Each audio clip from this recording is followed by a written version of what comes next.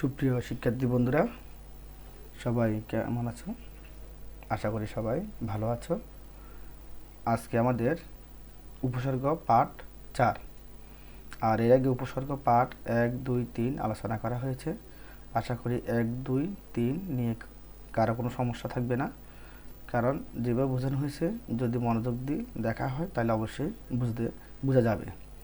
এখন উপসর্গ 4 আর আজকের চমৎকার একটি পাঠ নিয়ে, মানে পাঠের অংশ নিয়ে উপস্থিত হয়েছি, কারণ আজকের পাঠ থেকে বোঝা যাবে যে উপসর্গ আসলে মনে রাখার টেকনিক কত সহজ, বা কত সহজে আপনি উপসর্গগুলো মনে রাখতে পারবেন।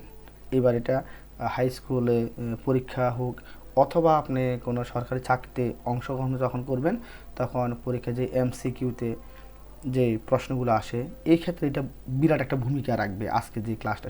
সুতরাং আজকের ক্লাসটাকে প্রথম থেকে মনোযোগ দিয়ে যদি দেখেন তাহলে বুঝতে পারবেন যে আসলে উপসর্গ অনেকটা সহজ।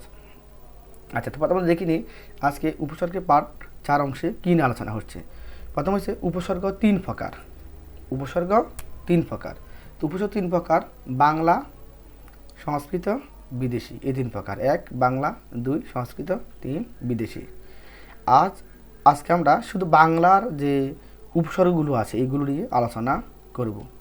আচ্ছা, তাহলে আমরা দেখি প্রথমে, আর আমাদের যে বই, যে 9 অথবা 10 অথবা চাকরির ক্ষেত্রে যে আমরা উপসর্গগুলো দেখি তা কিন্তু অগোছালো থাকে, কিন্তু আমি এখানে সুন্দর করে বাংলা উপসর্গ হচ্ছে 21টি। 21টিকে আমি 5টি অংশে খুব সুন্দর করে মানে বর্ণকে সাজানোর চেষ্টা করেছি যতটুকু পারা যায়।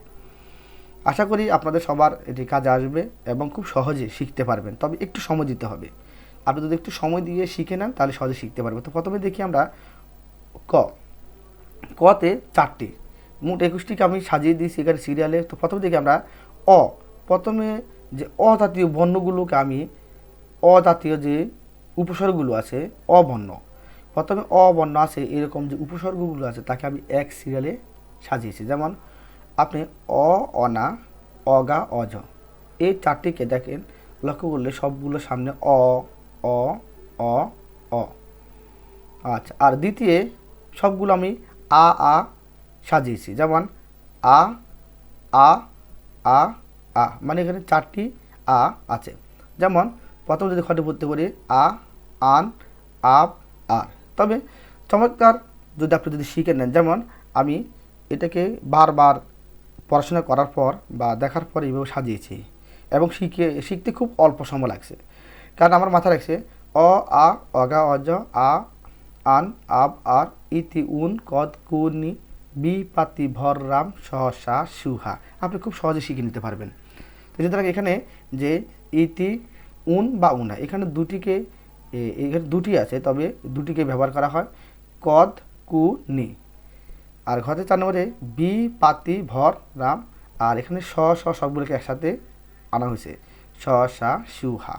তো আপনি যদি খুব সুন্দর করে এগুলোকে খুব দ্রুত পড়তে চান তাহলে অনা, অগা, অজ, আ আন, আপ, আর, ইতি, উন, কদ, কু, নি, বি পাতি, ভর, রাম, স, সা, সুহা, এভাবে খুব দ্রুত পড়তে পারবেন।